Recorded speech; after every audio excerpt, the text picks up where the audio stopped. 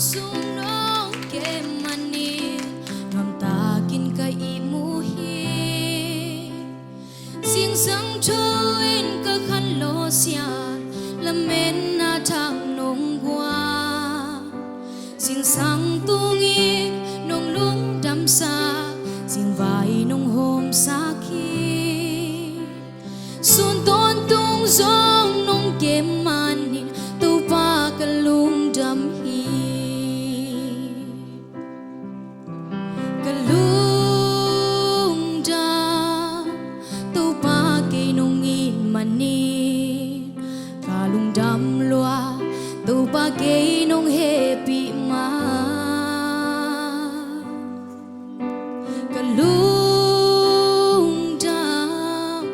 nung piak sa tu pa te hangin lung đam câu piak piak na nang kung pia tu pa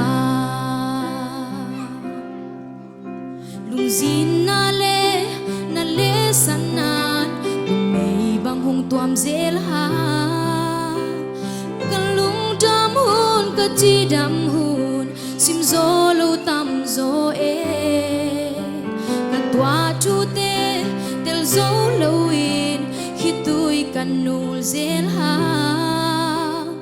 na gel na te asia om ngei ke lung đam na ding vi ve hi ka lung đam tu pa ke nong in mani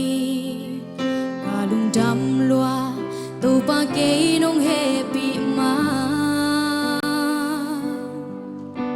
ka lung đam nong piak sa tu pa te hangin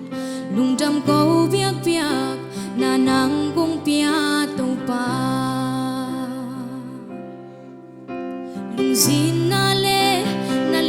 sanan lung mei bang hung tuam zel ha ka lung đam hun ka chi đam hun sim zo lo tam zo ka tua chu te tel zo lo in khi tui kan nul zel ha na gel na te asia om ngei ke lung đam na ding vi ve hi ka lung đam tu pa ke nong in mani ka lung đam loa tu pa ke nong happy ma ka lung đam nong piak sa tu pa te hangin lung đam câu piak piak na nang kung pia tu pa lung đam câu piak piak na nang kung pia tu pa lung đam nei tu pa min chan nga ta he